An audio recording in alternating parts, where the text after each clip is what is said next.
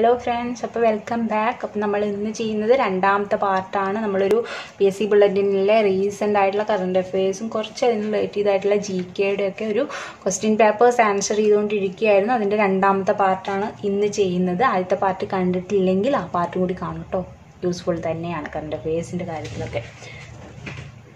അപ്പോൾ first question അല്ല, നമ്മൾ 25 ക്വസ്റ്റ്യൻസ് കവർ ചെയ്തായിരുന്നു. ഇത് 26ാമത്തെ ക്വസ്റ്റ്യൻ. ഇപ്പോൾ 26ാമത്തെ ക്വസ്റ്റ്യൻ എന്താണ്? The number of members in the United Nation Organization at present.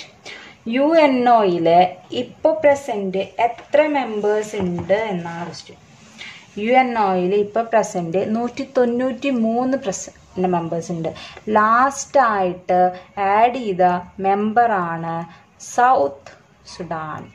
ലാസ്റ്റായിട്ട് ആഡ് ചെയ്ത മെമ്പറാണ് സൗത്ത് സുഡാൻ. ഇന്ത്യ എന്നാണ് മെമ്പറായത്?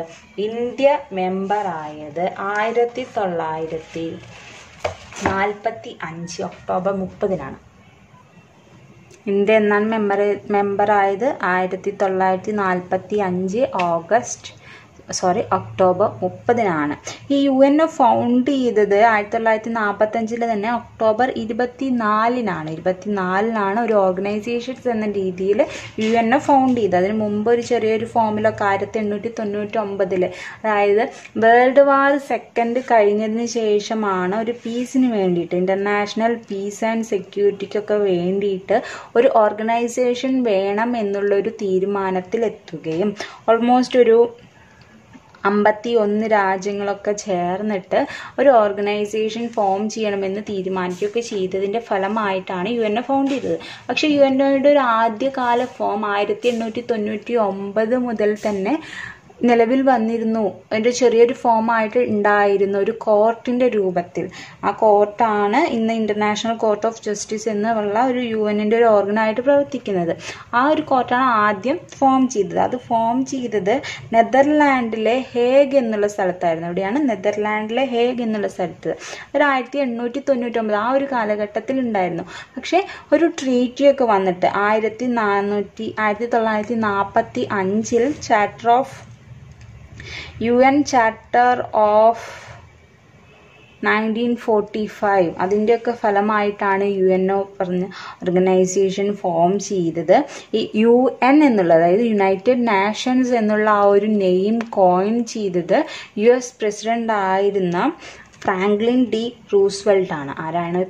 ആ ഒരു സമയത്ത് 1945 ആ ഒരു സമയത്ത് UNO ഫോം ചെയ്യണതിൻ്റെ അപ്പോൾ ഒരു UN ചാർട്ടർ ഓഫ് 1945 ഇറങ്ങിയിരുന്നു. അതിലാണ് ഫ്രാങ്ക്ലിൻ ഡി റൂസ്വെൽറ്റ്, അന്നത്തെ US പ്രസിഡന്റ്, അദ്ദേഹമാണ് UN എന്നുള്ള ആ ഒരു നെയിം കോയിൻ ചെയ്തത്. ഓക്കെ, അങ്ങനെ ഫൗണ്ട് ആയത് UNO എന്ന ഓർഗനൈസേഷനായിട്ട് ഫൗണ്ട് ആയത് 1945 ഒക്ടോബർ 24-നാണ്. എന്നാണ് 1945 ഒക്ടോബർ 24-നാണ്. ഇന്ത്യ അതിൽ ചേർന്നത് ഒക്ടോബർ 30-നാണ്. Same year October 30. ഇപ്പം ലാസ്റ്റ് ചേർന്ന രാജ്യമാണ് സൗത്ത് സുഡാൻ. കാരണം സൗത്ത് സുഡാൻ ഏകദേശം 2000-ലൊക്കെയാണെന്ന് തോന്നുന്നത് ഫോം ആയത്, ഒരു സ്വതന്ത്ര രാജ്യമായിട്ട് മാറിയത്. അപ്പം അതിന് ശേഷമാണ് അവർ ഇതിൽ ചേർന്നത്, UNൻ്റെ അംഗമായത്. ഓക്കെ, ഇനി UNനെ കുറിച്ച് പറയുകയാണെന്നുവെച്ചെങ്കിൽ UNന് മെയിനായിട്ട് 3 പില്ലേഴ്സും 6 ഓർഗൻസും ഉണ്ട്. 3 പില്ലേഴ്സും 6 ഓർഗൻസും ഉണ്ട്. UNO ഒക്കെ നമ്മുടെ സിലബസിൽ തന്നെ സ്പെസിഫൈ ചെയ്തിട്ടുള്ള ടേമാണ് കേട്ടോ. UNOയും ആൻഡ് അതർ ഇന്റർനാഷണൽ ഓർഗനൈസേഷൻ എന്ന് പറയുന്ന സമയത്ത്. ഓക്കെ, അപ്പോൾ നമുക്ക് പഠിക്കാനുള്ളതാണ്, സിലബസിലുള്ളതാണ്. ഡിഗ്രി ലെവൽ പ്രിലിംസിൻ്റെ കാര്യമാണ് പറയുന്നത്. ഓക്കെ, അപ്പോൾ 3 പില്ലേഴ്സ് ഏതൊക്കെയാണ്? Human rights, piece and security, development. Human rights, piece and security, development, ഈ 3 കാര്യങ്ങളാണ് UNOയുടെ പില്ലേഴ്സ് ആയിട്ട് പറയുന്നത്. നമ്മൾ പറഞ്ഞു UNO ഫോം ചെയ്തൊരു ഇന്റർനാഷണൽ പീസ് ആൻഡ് സെക്യൂരിറ്റിക്ക് വേണ്ടിയിട്ടാണ്. ആഫ്റ്റർ വേൾഡ് വാർ സെക്കൻഡ് ആണ് അതിന് വേണ്ടിയിട്ടുള്ള കാര്യമായിട്ട് ഈ ഓർഗനൈസേഷൻ ഫോം ചെയ്തത്. അപ്പോൾ ഹ്യൂമൻ റൈറ്റ്സിനും പീസ് ആൻഡ് സെക്യൂരിറ്റിക്കും സസ്റ്റൈനബിൾ ആയിട്ടുള്ള ഒരു ഡെവലപ്മെൻറ്റ് തന്നെയാണ് UNO ഇമ്പോർട്ടൻ്റ് കൊടുക്കുന്നത്. പ്ലസ് ഇതൊക്കെ പ്രോപ്പറായിട്ട് നടത്തുന്നതിന് വേണ്ടിയിട്ട് UNOയ്ക്ക് 6 ഓർഗൻസ് ഉണ്ട്. ആ 6 ഓർഗൻസ് ആണ് general assembly, security council, economic and social council, trusteeship council, secretariat, And the last one, the International Court of Justice. എന്താണ് last one? The international court of justice. ഈ ഇന്റർനാഷണൽ കോർട്ട് ഓഫ് ജസ്റ്റിസിന്റെ headquarters നമ്മൾ ആദ്യം പറഞ്ഞില്ലേ, ഹേഗിലാണ്, നെതർലാൻഡിലെ ഹേഗിലാണ് ആ ഒരു ഇന്റർനാഷണൽ കോർട്ട് ഓഫ് ജസ്റ്റിന്റെ ഹെഡ് ക്വാർട്ടേഴ്സ് ഉള്ളത്. പക്ഷെ ബാക്കി എല്ലാ ഓർഗന്റെയും ഹെഡ് ക്വാർട്ടേഴ്സ് ന്യൂയോർക്കിൽ തന്നെയാണ്. അപ്പോൾ ന്യൂയോർക്കിലാണ് യുഎൻഒയുടെ ഹെഡ് ക്വാർട്ടേഴ്സ് ഉള്ളത്. അതിൽ ഒരു ഓർഗനായിട്ടുള്ള ഇന്റർനാഷണൽ കോർട്ട് ഓഫ് ജസ്റ്റിസിന്റെ ഹെഡ് ക്വാർട്ടേഴ്സ് മാത്രം നെതർലാൻഡിലെ ഹേഗിലാണ്. കിട്ടിയല്ലോ? ഓക്കെ, അപ്പോൾ ഇത്രയാണ് നമുക്ക് യുഎൻഒയെ കുറിച്ച് പഠിക്കാനുള്ളത്. അപ്പം നമ്മുടെ ക്വസ്റ്റ്യൻ എന്തായിരുന്നു? The number of members in United Nations organisation എത്രയാണ്? 193. Okay, next one. Which of the following statements is correct? നമുക്ക് സ്റ്റേറ്റ്മെന്റ്സ് വായിക്കാം. First statement, the heartbeat of a child is less than that of an adult. Second statement, the heartbeat of a child is more than that of an adult. Third one, the heartbeat of a child and an adult are same. None of this. ഏതാണ് answer? നമുക്ക് അറിയുന്നതാണ്. The heartbeat of a child is more than that of an adult. കുറച്ച് കഴിയുമ്പോഴാണ് അത് നോർമലായിട്ട് വരുന്നത്. Okay, next one നമുക്ക് എല്ലാവർക്കും അറിയാവുന്നൊരു ക്വസ്റ്റ്യൻ ആണ്, സിമ്പിൾ ക്വസ്റ്റ്യൻ ആണ്. എന്താണ് next question? Who is the present minister of welfare of scheduled caste, scheduled tribe and backward classes, Devaswom, parliamentary affairs in Kerala? ആ ഏതിൻ്റെയൊക്കെയാണ്? ഷെഡ്യൂൾഡ് കാസ്റ്റിൻ്റെ, ഷെഡ്യൂൾഡ് ട്രൈബിൻ്റെ, ബാക്ക്വേർഡ് ക്ലാസസിൻ്റെ, ദേവസ്വത്തിൻ്റെ ആൻഡ് പാർലമെന്ററി അഫയേഴ്സിൻ്റെ ഒക്കെ ആരാണ്? കേരളത്തിൻ്റെ ആ മന്ത്രി ആരാണ്? കെ രാധാകൃഷ്ണനാണ് അല്ലേ? കെ രാധാകൃഷ്ണനാണ്. ഓക്കെ, നെക്സ്റ്റ് വൺ 29ാമത്തെ ക്വസ്റ്റ്യൻ. എന്താണ് 29ാമത്തെ question? The second Indian to win Nishani Pakistan, the highest civilian award of Pakistan. പാകിസ്ഥാൻ്റെ ഹയസ്റ്റ് സിവിലിയൻ അവാർഡാണ് ഏത്? നിഷാനി പാകിസ്ഥാൻ. ഇന്ത്യയുടെ ഏറ്റവും ഹയസ്റ്റ് സിവിലിയൻ അവാർഡ് ഏതാ? ഭാരത് രത്നയാണ് അല്ലേ? അപ്പോൾ പാകിസ്ഥാൻ്റെ ഹയസ്റ്റ് സിവിലിയൻ അവാർഡായിട്ടുള്ള നിഷാനി പാകിസ്ഥാൻ ലഭിച്ച രണ്ടാമത്തെ ഇന്ത്യക്കാരൻ ആരാണ് എന്നാണ് question. The answer is option C, Dilip Kumar. ആരാണ്? ദിലീപ് കുമാറാണ്. ആരാണ്? ദിലീപ് കുമാറാണ് നിഷാനി പാകിസ്ഥാൻ അവാർഡ് ലഭിച്ച രണ്ടാമത്തെ ഇന്ത്യൻ. പക്ഷേ ഫസ്റ്റ് ഇന്ത്യൻ ആരാണപ്പോൾ? ഫസ്റ്റ് ഇന്ത്യൻ മൊറാർജി ദേശായി ആണ്. ഫസ്റ്റ് ഇന്ത്യൻ ആരാണ്? മൊറാർജി ദേശായി ആണ്. മൊറാർജി ദേശായിക്ക് 1990 ഈ നിഷാനി പാകിസ്ഥാൻ എന്നുള്ള ഒരു ബഹുമതി പാകിസ്ഥാൻ ഗവൺമെൻറ് നൽകിയത്. ആർക്കാണ്? മൊറാർജി ദേശായിക്കായിരുന്നു first person 1990. Second person is Dilip Kumar. Okay, next one. Lokayukta constituted for. ലോകായുക്തയുടെ പർപ്പസ് എന്താണ്? Empowerment of SC and ST ആണോ? അല്ല. The protection of human rights ആണോ? അല്ല. ഹ്യൂമൻ റൈറ്റ്സ് കമ്മീഷൻ ഉണ്ട് നമുക്കതിന്. Third one, investigation of atrocities against woman, അതാണോ?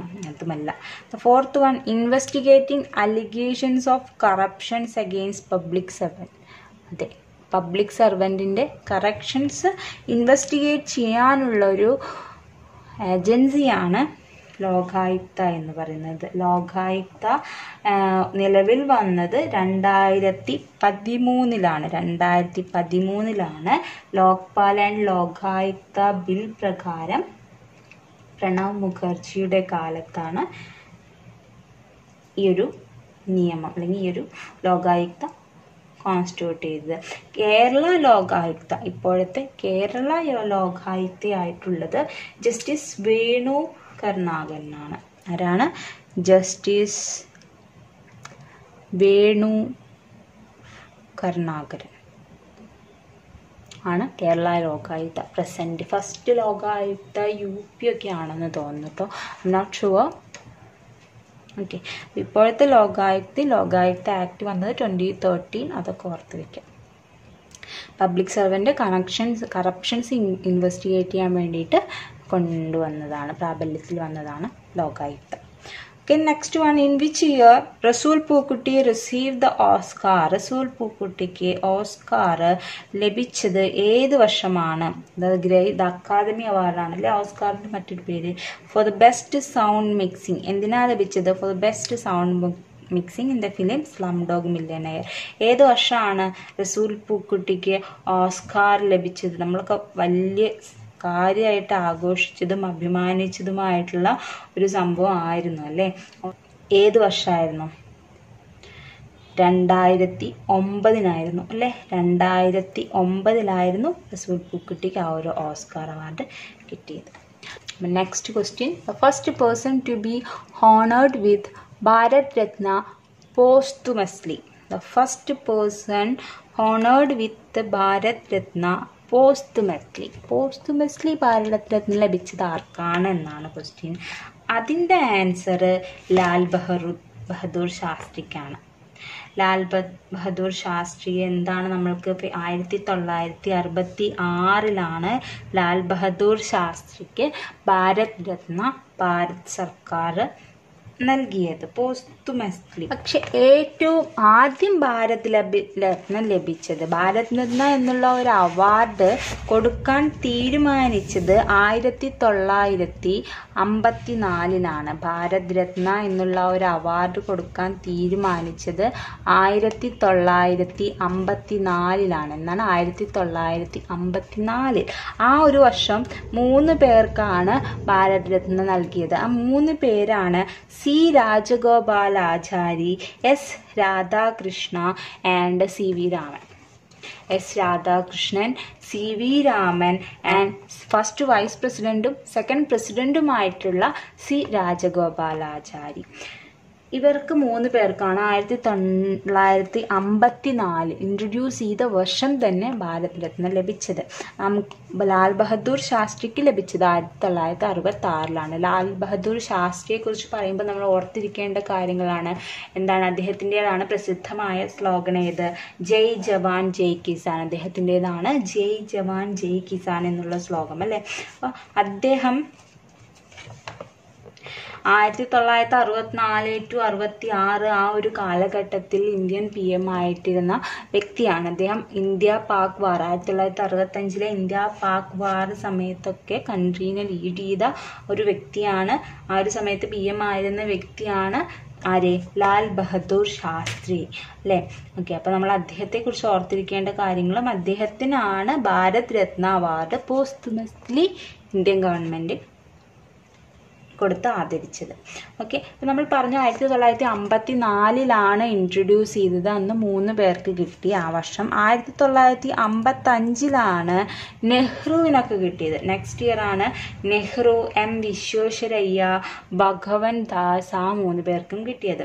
അത് കഴിഞ്ഞ് 1900 നമ്മൾ പ്രധാനപ്പെട്ട കുറച്ച് കാര്യങ്ങൾ മാത്രമേ പറയുന്നുള്ളൂ കേട്ടോ, കുറച്ച് പേരുടെ കാര്യങ്ങൾ മാത്രം. 1962 രാജേന്ദ്ര പ്രസാദിന് കിട്ടിയത്. 1962 രാജേന്ദ്ര പ്രസാദിന് ഭാരത് രത്ന കിട്ടിയത്. നമ്മൾ പറഞ്ഞ 1966 ലാൽ ബഹദൂർ ശാസ്ത്രി. ദെൻ 1971 ഇന്ദിരാഗാന്ധിക്ക് കിട്ടിയത്. 1971 ഇന്ദിരാഗാന്ധിക്ക് കിട്ടിയത്. ഇന്ദിരാഗാന്ധിയാണ് അയൺ ലേഡി ഓഫ് ഇന്ത്യ എന്നറിയപ്പെടുന്നത്. ഇന്ദിരാഗാന്ധി PM ആയിട്ട് വർക്ക് ചെയ്ത, ഇന്ത്യൻ PM ആയിട്ട്, ഇന്ത്യൻ പ്രൈം മിനിസ്റ്റർ ആയിട്ട് വർക്ക് ചെയ്ത ആ ഒരു കാലയളവ് ഏതായിരുന്നു? 1966 മുതൽ 77 വരെയും പ്ലസ് 1980 മുതൽ 84 വരെയും ഇന്ത്യൻ പ്രൈം മിനിസ്റ്റർ ആയിട്ടുള്ള ലേഡിയാണ് ആരെ? ഇന്ദിരാഗാന്ധി. 1966 to 77, 80 to 84. ഈ 71 ഒരു ഇൻഡോ പാക് വാറൊക്കെ ഉണ്ടായത്. ബംഗ്ലാദേശുമായിട്ടുള്ള പ്രശ്നത്തിൽ, ബംഗ്ലാദേശിൻ്റെ ലിബറേഷൻ വാറിൽ നമ്മൾ ബംഗ്ലാദേശിനെ സപ്പോർട്ട് ചെയ്യുകയും അത് കാരണം ഒരു വാർ ഇന്ത്യയും പാകിസ്ഥാനും തമ്മിൽ ഉണ്ടാവുകയും അത് പിന്നീട് ബംഗ്ലാദേശിൻ്റെ ലിബറേഷന്, ബംഗ്ലാദേശ് ഒരു സ്വതന്ത്ര രാജ്യമായി ഫോം ചെയ്യുന്നതിലേക്ക് ലീഡ് ചെയ്യുകയൊക്കെ ചെയ്തു. അപ്പം ആ ഒരു സമയത്തൊക്കെ ഇന്ത്യയുടെ പ്രൈം മിനിസ്റ്റർ ആയിരുന്നത് ആരാണ്? ഇന്ദിരാഗാന്ധിയാണ്. കിട്ടിയല്ലോ.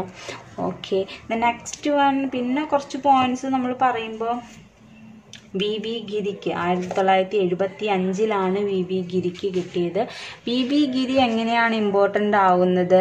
3 സംസ്ഥാനങ്ങളുടെ ഗവർണർ ആയതിനു ശേഷമാണ് ഇന്ത്യയുടെ ഫസ്റ്റ് ആക്ടിംഗ് പ്രസിഡന്റ് ആയതും ദെൻ ഇന്ത്യയുടെ 4th PM ആയതും.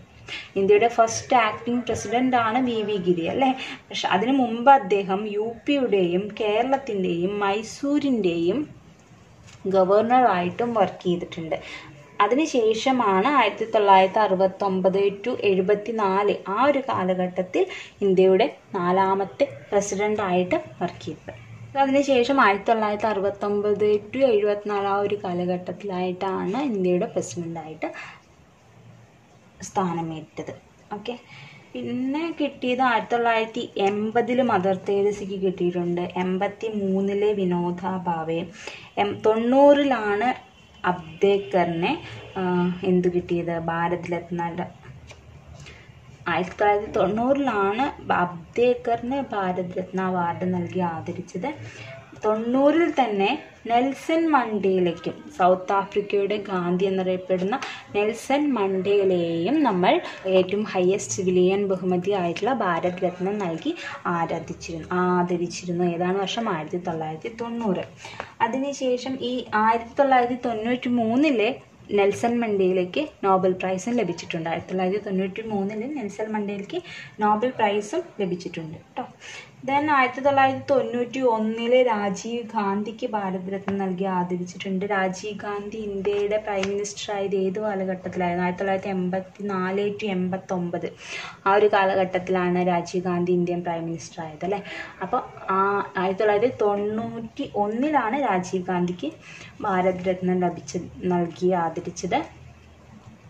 ഓക്കെ, അപ്പോൾ അവസാനമായിട്ട് അങ്ങനെ കുറേ പേർക്ക് കിട്ടിയിട്ടുണ്ട്. കൂടുതൽ ഡീറ്റെയിൽസ് കൂടുതൽ പേരൊന്നും ഉൾക്കൊള്ളിക്കുന്നില്ല കേട്ടോ. പിന്നെ അബ്ദുൽ കലാമിന്, APJ അബ്ദുൽ കലാമിന് ഭാരത് രത്ന നൽകിയത് 1997 തോന്നുന്നു. 1997 എൻ്റെ ഓർമ്മ. ലാസ്റ്റായിട്ട് ഭാരത് രത്ന നൽകി ആദരിച്ച് 2019 2019 3 പേർക്ക് തന്നെയാണ്. ഭൂപൻ ഹസാരികയ്ക്കും, പ്രണവ് മുഖർജിക്കും ആൻഡ് നാനാജി ദേശ്മുഖ്, ഈ 3 പേർക്കും കൂടിയിട്ടാണ് 2019 ഭാരത് രത്ന നൽകിയത്. ഓക്കെ, അപ്പോൾ ഞാൻ ജസ്റ്റ് അതിൻ്റെ കണക്ഷൻ ഫാക്ട് എന്നുള്ള രീതിയിൽ പറഞ്ഞു എന്നേ ഉള്ളൂ കേട്ടോ. നമ്മൾക്ക് നമ്മുടെ നെക്സ്റ്റ് ക്വസ്റ്റ്യൻ പോകാം. Which among the following statements are true about registers inside a CPU? Registers എന്ന് പറഞ്ഞാൽ എന്താണ്? ഒരു സ്റ്റോറേജ് ഡിവൈസ് അല്ലേ, സ്റ്റോറേജ് ഡിവൈസ് തന്നെയാണ്. അപ്പോൾ ഏതാണ് statement true? Registers are volatile ആണോ രജിസ്റ്റേഴ്സ്? അതെ. രണ്ടാമത്തെ, registers are a part of primary memory. അല്ല, രജിസ്റ്റേഴ്സ് സെപ്പറേറ്റ് ആണ് കേട്ടോ. അപ്പോൾ രജിസ്റ്റേഴ്സ് ഓപ്ഷൻ എ മാത്രമാണ് ശരി. Only option A is true. Next one, 34th question. Which of the following is not a database management system? DBMS അല്ലാത്തത് ഏതാണ്? Which of the following is not a database management system? ഫോക്സ്പ്രോ ഒരു DBMS ആണ്. SQL server ഒരു DBMS ആണ്. MS ആക്സസും ഒരു DBMS ആണ്. പക്ഷേ ജാവ ഒരു പ്രോഗ്രാമിംഗ് ലാംഗ്വേജ് ആണ്. It is not a DBMS. So FoxPro, SQL server and MS Access are the DBMS, but Java is not a DBMS. It is a programming language. Okay. Next question. Who is considered as the first computer programmer? Who is considered as the first computer programmer? നമ്മൾ ആദ്യം നേരെ പോയിട്ട് Charles ബബേജിക്ക് പോകും അല്ലേ. പക്ഷെ Charles Babbage അല്ല, അഡാ Lovelace ആണ് first computer programmer ആയിട്ട് അറിയപ്പെടുന്നത്. ആരാണ്? അഡാ ലവ്ലേസ്. ഓക്കെ, അപ്പോൾ 36ാമത്തെ ക്വസ്റ്റ്യൻ കഴിഞ്ഞു, 35ാമത്തെ ക്വസ്റ്റ്യൻ കഴിഞ്ഞു. ഇനി 36ാമത്തെ question. Email was first introduced by. Email ആദ്യം ഇൻട്രൊഡ്യൂസ് ചെയ്തത് ആരാണ്? ഇമെയിൽ ആദ്യം ഇൻട്രൊഡ്യൂസ് ചെയ്തത് ആരാണെന്നാണ് question. It was Ray Tomlinson ആണ് ഇമെയിൽ ആദ്യമായി ഇൻട്രൊഡ്യൂസ് ചെയ്തത്. ആരാണ്? റേ ടോംലിൻസൺ ആണ് ആദ്യമായി ഇമെയിൽ ഇൻട്രൊഡ്യൂസ് ചെയ്തത്. The next one, URL stands for. URLന്റെ ഫുൾ ഫോം എന്താ? URLന്റെ ഫുൾ ഫോം ആണ് യൂണിഫോം റിസോഴ്സ് ലൊക്കേറ്റർ അല്ലേ. യൂണിഫോം റിസോഴ്സ് ലൊക്കേറ്റർ ആണ് URL. ഒക്കെ കേട്ട് പഴകിയ ക്വസ്റ്റ്യൻസ് ആണ്. നമുക്ക് നെക്സ്റ്റ് ക്വസ്റ്റ്യൻ പോകാൻ ടൈം കളയുന്നില്ല. The first Indian bowler to bag 2 international hat-tricks in cricket. The first Indian bowler to bag 2 international hat-tricks in Indian cricket. ആരാണ് ആ ഇന്ത്യൻ ബൗളർ? കുൽദീപ് യാദവ് ആണ്. കുൽദീപ് യാദവിനാണ് 2 ഇന്റർനാഷണൽ ഹാട്രിക്സ് നേടാൻ പറ്റിയ Indian cricket. First cricket. Okay, Kuldeep Yadav. കിട്ടിയില്ലോ. Next one, who won the Wimbledon 2021 woman singles title? Wimbledon 2021 woman singles title winner ആരായിരുന്നു എന്നാണ് question. ആരായിരുന്നു? It was Ashleigh Barty. Ashleigh Barty Karolina പ്ലിസ്കോവയെയാണ് അവർ തോൽപ്പിച്ചത്. വിന്നറായത് ആരാണ്? ആഷ്ലി ബാർട്ടിയാണ്. ആരാണ്? ആഷ്ലി ബാർട്ടിയാണ്. Okay, next one, the president of BCCI. President of BCCI ആരാണ്? എല്ലാവർക്കും അറിയുണ്ടാവും. ആരാ? Sourav Ganguly. The next one, the Indian military academy is located. The Indian military academy എവിടെയാണ് സ്ഥിതി ചെയ്യുന്നത്? ഉത്തരാഖണ്ഡിലെ ഡെറാഡൂണിലാണ് ഇന്ത്യൻ മിലിറ്ററി അക്കാദമി സ്ഥിതി ചെയ്യുന്നത്. And the 42nd question, national game of China. ചൈനയുടെ നാഷണൽ ഗെയിം ഏതാണെന്ന് ക്വസ്റ്റ്യൻ. ഇന്ത്യയുടെ നാഷണൽ ഗെയിം ഏതാ? ഹോക്കിയാണ് അല്ലേ. അപ്പോൾ ചൈനയുടെ നാഷണൽ ഗെയിം ഏതാണ് ക്വസ്റ്റ്യൻ? Table tennis. ചൈനയുടെ നാഷണൽ ഗെയിമാണ് table tennis. Next one, the headquarters of Interpol. Headquarters of Interpol എവിടെയാണ്? ഇന്റർപോൾ എന്ന് വെച്ചാൽ ഇന്റർനാഷണൽ പോലീസ്. ഹെഡ്ക്വാർട്ടേഴ്സ് എവിടെയാണെന്ന്? ഫ്രാൻസിലെ ലയോൺസിലാണ് ഇന്റർപോളിന്റെ ഹെഡ്ക്വാർട്ടേഴ്സ്. എവിടെയാണ്? ഫ്രാൻസിലെ ലയോൺസിലാണ് headquarters. Next one, the parliament of Israel is known as. Parliament of Israel അറിയപ്പെടുന്നത് നെസറ്റ് എന്നാണ്. ഓപ്ഷൻ ബി, നെസറ്റ് എന്നാണ് പാർലമെന്റ് ഓഫ് ഇസ്രായേൽ അറിയപ്പെടുന്നത്. Next one, the first country to win World Cup football. The first country to win World Cup football is Uruguay in 1930.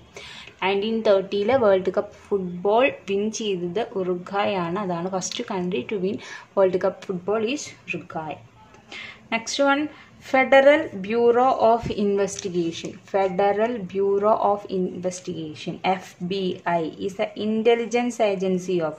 ഏത് രാജ്യത്തിൻ്റെ intelligence ഏജൻസിയാണ് FBI? Federal bureau of investigation ഏത് രാജ്യത്തിൻ്റെയാണ്? USAയുടെയാണ്. United States of അമേരിക്കയുടെ intelligence ഏജൻസിയാണ് FBI.